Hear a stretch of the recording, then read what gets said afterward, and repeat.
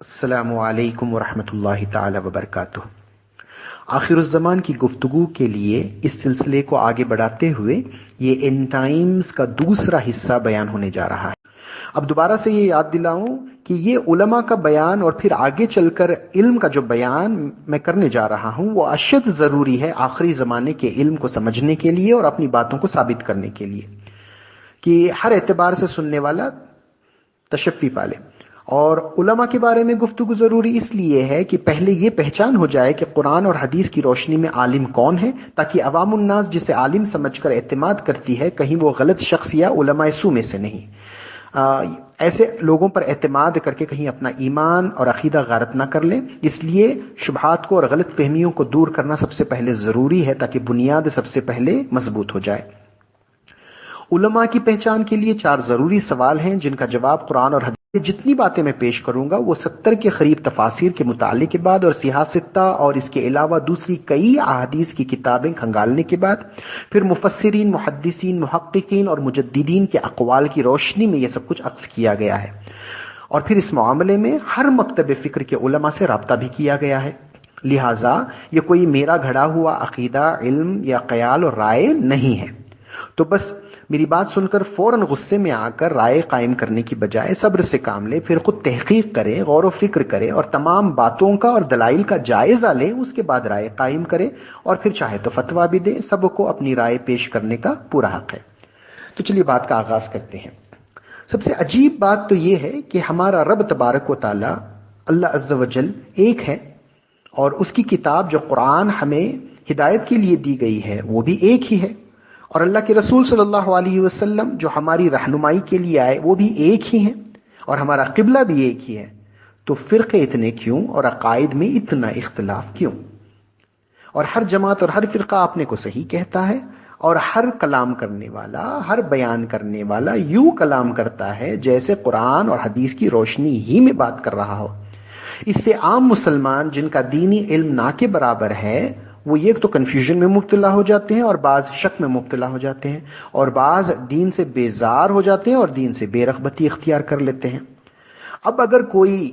ان شکوک اور شبہات کو دور کرے تو کیسے؟ کیونکہ یہ بہت ہی اہم مسئلہ ہے اپنے ایمان اور عقیدے کو بچانے کے لیے۔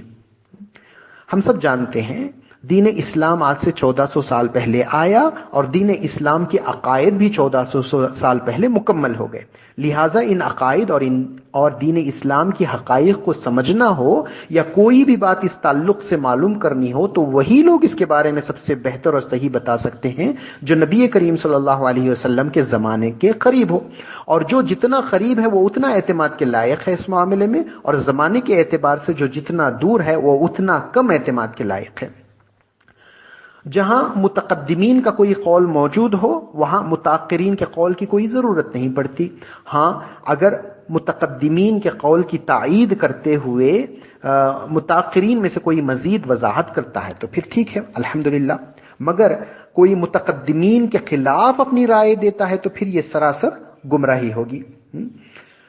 تو میرا کہنے کا مطلب یہ ہے کہ صحابہ، تابعین اور تبع تابعین کے اقوال عقیدے کے لیے حجت بنتے ہیں، کیونکہ رسول اللہ صلی اللہ علیہ وسلم نے ان کے زمانے کو بہترین زمانہ کہا، اور ان کے صحیح ہونے کی سرٹیفکیٹ اللہ کے رسول صلی اللہ علیہ وسلم سے، اور صحابہ کے صحیح ہونے کی سرٹیفکیٹ تو خود قرآن میں موجود ہے۔ اور پہلے 3 زمانوں کے لوگ امت میں ایمان، عقیدے اور تقوی کے اعتبار سے سب سے افضل ہیں، اور انہی سے علم آگے چلا، اور انہی کی محنتوں سے احادیث کی کتابوں پر کام ہوا، فقہ مدون ہوئی وغیرہ وغیرہ۔ تو لہٰذا پچھلے 100 یا 200 سال یعنی 13ویں 14ویں صدی میں جن حضرات نے تفاسیر لکھی یا دین کے معاملے میں اپنی رائے پیش کی، ان کی کوئی بھی رائے اتنی حجت نہیں بنتی اور نہ اتنی اہمیت رکھتی ہے جتنا صحابہ، تابعین اور تبع تابعین کی رائے اور اقوال اہمیت رکھتے ہیں۔ اور میرا طریقہ اس معاملے میں کیا ہے؟ میں خوش مزاجی سے ہر کسی کو سنتا ہوں اور پڑھتا سب مکتب فکر کی کتابوں کو۔ میرے پاس الحمدللہ ہر مکتب فکر کی کئی تفاسیر، تصانیف، کتابیں موجود ہیں۔ ان کتابوں میں سے جو بھی نئی بات سامنے آئے جس سے قرآن، حدیث اور صحابہ کے طریقے کی نفی نہیں ہوتی ہو اور بات نہ ٹکراتی ہو، اور میری عقل میں ایسی بات اچھی لگتی ہو تو میں اس بات کو لے لیتا ہوں، قبول کر لیتا ہوں۔ اور اگر ان کتابوں میں سے یا کسی بھی کتاب میں سے کوئی نئی ایسی بات آ جائے جو قرآن، حدیث اور صحابہ کے طریقے سے ٹکراتی ہو، بھلے ہی وہ کتنی ہی اچھی لگتی ہو، اس بات کو میں ریجیکٹ کر دیتا ہوں۔ اور میرے سننے والوں کو یہ بھی بتا دوں، پڑھا میں نے عبد الوہاب نجدی کو بھی ہے، ابن تیمیہ کو بھی ہے، نصیر الدین البانی کو بھی ہے، اشرف علی تھانوی صاحب کو بھی ہے، اور دیوبند کے اکابرین کو بھی ہے۔ پڑھا میں نے ابو الاعلی مودودی کو بھی ہے، اور احمد رضا خان فاضل بریلوی کو بھی ہے۔ پڑھنے سے مراد یہاں پر ان کی باتیں، ان کا خیال، ان کی رائے، ان کی کتابیں، ان کی تفاسیر ہیں، سمجھے؟ پڑھا میں نے ان تمام حضرات کو ہے، لیکن ثبوت ان حضرات کی تفاسیر اور تصانیف سے نہیں دوں گا، بلکہ پہلی صدی ہجری سے 1000ویں صدی ہجری تک جتنے علماء آئے ہیں ان کی کتابوں سے دوں گا، اور 99% تو پہلے 500 سال ہجری کے جو گزرے ہیں ان میں سے جو مفسرین اور محدثین آئے ہیں ان کی تفاسیر و حدیث سے ثبوت دینا بہتر اور صحیح سمجھتا ہوں۔ بہت سارے لوگ اسلام کے ماضی سے یعنی ہسٹری سے بے خبر ہیں۔ اللہ کے رسول صلی اللہ علیہ وسلم کے دور میں ہی کلمہ پڑھنے والوں میں مومن بھی تھے اور منافق بھی تھے، اس کا ذکر قرآن شریف میں ملتا ہے۔ اور منافقین کی نحوست اور برائیوں نے پھر آگے چل کر راہ ہموار کی اس خارجی جماعتوں کو جو عثمان غنی رضی اللہ تعالیٰ عنہ کے زمانے میں آئیں، جن کی پیشن گوئیاں حدیث میں پہلے ہی سے دے دی گئی تھی۔ تعجب کی بات یہ ہے کہ ان کی علامات میں سے یہ بھی بتایا گیا تھا کہ ظاہری عبادت اور قرآن کی تلاوت میں صحابہ سے زیادہ وہ عبادت اور تلاوت کرتے ہوئے نظر آئیں گے، اور نہ ان میں انبیاء کا ادب ہوگا اور نہ کوئی اچھائی، لیکن بات صرف قرآن سے کریں گے۔ اس خارجی جماعت کو حضرت علی رضی اللہ تعالیٰ عنہ نے ختم کر دیا، لیکن ان خوارج کے عقائد جو لوگوں کے سامنے آ گئے تھے، آگے چل کر ان عقیدوں کو، جو خوارج کے عقیدے تھے، ان کو بنیاد بنا کر پھر فرقے بننے لگے صحابہ کے دور کے بعد، اور ہر خارجی فرقے میں منافقت کی کوئی نہ کوئی علامت اور خوارج کی کوئی نہ کوئی عقیدہ موجود ضرور ہوتا، اور فرقے بنتے بنتے 72 فرقے بن گئے۔ یعنی سیاستہ کی وہ حدیث جو اللہ کے رسول صلی اللہ علیہ وسلم نے پیشن گوئی کی تھی کہ میری امت میں 73 فرقے ہوں گے، ایک نجات پانے والا فرقہ، باقی سب جہنمی، یہ پیشن گوئی پوری ہو گئی۔ اور ایسا نہیں ہے کہ 14ویں صدی میں فرقے مکمل ہوئے اور یہ پیشن گوئی اس صدی میں پوری ہوئی ہے۔ جو آج ایک دوسرے کو تانا دیتے ہوئے سلفی حضرات دیوبندیوں کو، دیوبندی حضرات بریلویوں کو، بریلوی حضرات اہل حدیث کو کہتے ہیں کہ یہی فرقے ہیں، یہی وہ پیشن گوئی ہے وغیرہ وغیرہ، سچی بات تو یہ ہے کہ اسلام کو آئے 500 سال نہیں گزرے تھے کہ امت میں 73 فرقے بن گئے تھے، لیکن ایک جنتی فرقہ، سمجھے، اول سے آج تک بھی اور قیامت کے قریب تک بھی، جب تک کہ ایمان اور اسلام دنیا میں موجود ہے، انشاءاللہ رہے گا۔ اور ان تمام فرقوں کو پڑھنے کے لیے الحمدللہ ایک ایک فرقے کو پڑھنا بے انتہا ضروری ہے۔ اس کے تعلق سے کوئی انسان مطلب انٹرسٹ رکھتا ہے تو مجھ سے پوچھ لے، انشاءاللہ ان کی تمام تفاسیر میں دینے کے لیے تیار ہوں الحمدللہ۔ اب سوال پیدا ہوتا ہے کہ ہر مکتب فکر والا یہی کہتا ہے کہ ہم اس ناجی فرقے میں سے ہیں، سمجھے، تو عام سے انسان کو کیسے پتا چلے کہ حقیقت میں نجات پانے والا فرقہ کون سا ہے؟ اس کے لیے پہلے تو ان سارے فرقوں کو ڈیٹیل میں پڑھنا پڑے گا، پھر قرآن اور حدیث اور صحابہ کے اقوال اور طریقے کو بھی پڑھنا پڑے گا، پھر کمپیئر کرنا پڑے گا کہ کون سا عقیدہ نیا گھڑا گیا ہے اور کون سا صحابہ کے دور میں تھا۔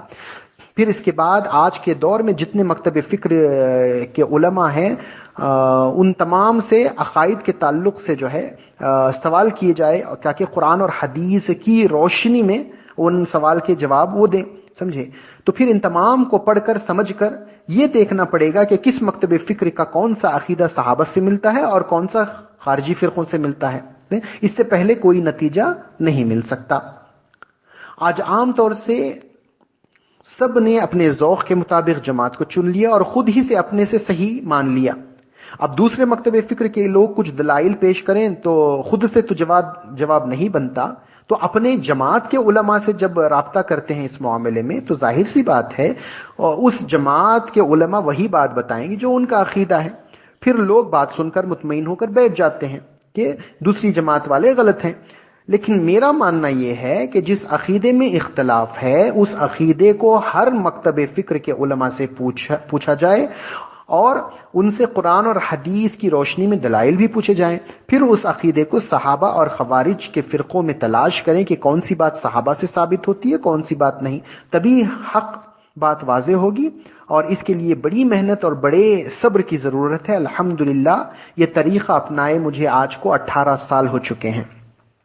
اب یہاں حق تو واضح کرنے کے لیے اور مشکل کو آسان کرنے کے لیے مختصر ثبوت سماعت کر لیں، اس ضمن میں 2 حدیثیں سماعت کر لیں، اور یہ 2 حدیثیں حوالے کی محتاج نہیں کیونکہ ان کو سب قبول کرتے ہیں۔ جب رسول اللہ صلی اللہ علیہ وسلم سے پوچھا گیا کہ 73 فرقوں میں سے نجات پانے والا فرقہ کون سا ہے، تو آپ صلی اللہ علیہ وسلم نے ارشاد فرمایا جو میرے اور میرے صحابہ کی سنت پر ہو۔ نام حضور صلی اللہ علیہ وسلم نے اہل سنت کا دیا، لہٰذا اب اس نام کو چھوڑ کر دوسرا نام اپنا لینا پہلی غلطی ہوگی۔ مثال کے طور پر کوئی اپنے آپ کو اہل قرآن کہتا ہے تو یہ فساد ہوتا ہے کہ کیا یہ خیال آتا ہے کہ کیا وہ اہل حدیث میں سے نہیں، وہ حدیث کو نہیں مانتا۔ کوئی اپنے آپ کو اہل حدیث کہتا ہے تو کیا وہ اہل قرآن یا اجماع کو نہیں مانتا، کیونکہ اجماع کا انکار بھی قرآن کی آیتوں کا انکار ہو جائے گا۔ لہٰذا دیکھنا پڑے گا کہ قرآن اور حدیث میں جو ہے